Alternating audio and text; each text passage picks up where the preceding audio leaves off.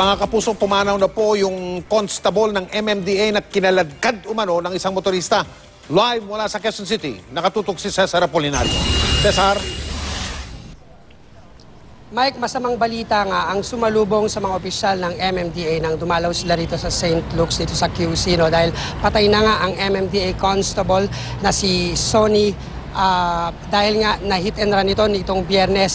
At ayon mismo kay MMDA Chairman Francis Tolentino ay narito sila ngayon para makiramay sa pamilya at kasama nga ang mga abogado na tutulong sa kaso ni Sonny. Si Sonny Acosta ayon mismo kay Tolentino ay napakasipag na constable ng MMDA, walang absent at masunuring trabahador ng gobyerno.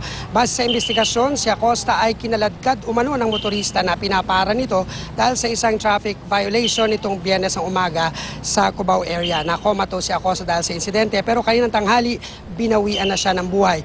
Kaya mula reckless imprudence resulting in serious physical injury, inaprobahan ng Quezon City Prosecutor's Office ang kasong frustrated murder laban sa suspect na si Mark Ian Libunao. Mismong hepe ng Inquest Division na naghain ito matapos makita ng dahilan na amyendahan ito.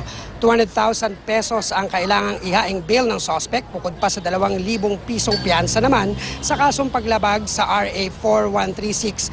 Dahil sa pasong lisensya, bumuo na ng team ang Quezon City Police District para tumutok sa kaso, katuwang ang mga abogado ng MMDA. Ayon sa QCPD, mahigit sa 2 saksi ang magpapatunay na si Libunao ang may pakana ng pagsagasa at pag-abandona sa biktima. Nahuli si Libunao sa Bulacan matapos maplakahan ng kasamaang traffic constable ng biktima. Batid na ng suspect na patay na ang biktima pero muli niyang giit, wala siyang natatandaang nakausap na traffic constable noong Biyernes. Wala rin daw silang nabangga. Mapapatunayan daw yan ang kasama niyang pasahero na may-ari ng AUV ng isang matanda na pinagmaneho umano ng suspect pero di niya binanggit ang pangalan. Maaring pansamantalang makalaya si Libunao kung makakapagpiyansa ng 8,000 piso noon para sa kasong reckless imprudence resulting in physical injury. Pero dahil inakyat sa frustrated murder ang kaso, inaprubahan kahapon ay kailangan ng suspect na makapagpiyansa ng mahigit 200,000 piso para sa kanyang pansamantalang paglaya. Narito ang pahayag ng mga otoridad at ng suspect na si Libunao. Dapat ma-upgrade to. Katulad nito, nangyari na yung namatay na yung ating victim. So, hindi to tinitingnan namin dun sa reckless imprudence resulting to homicide. Ito rin yung tinitingnan namin kung ito ba isang criminal case na papatak dun sa murder case. Malinis po ang konsensya ko.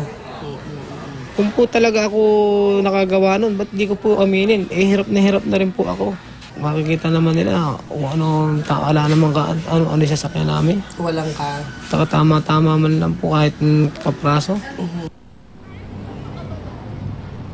Kanina, Mike, ay naabutan ko na nagmi-meeting si Francis Chairman Francis Tolentino dito sa St. Luke's kasama ang mga abogado. At sinabi nila na aasikasuhin nila itong kaso dahil nga patay na ang biktima, murder na ang kaso. At sa 29, sa pasok dyan sa QCRTC, ay kailangan maamyendahan na itong mga dokumento. Mike? Ibig sabihin, kung murder, walang piyansa yan, Cesar? Yes, Mike. Yes, Mike. Ang aming pagkakaalam, yung namatay na constable, may mga anak niya, may isang bunso niya yata ay medyo maliit, medyo 6 na taong gulang o paano. Maraming salamat, Cesar Apolinario.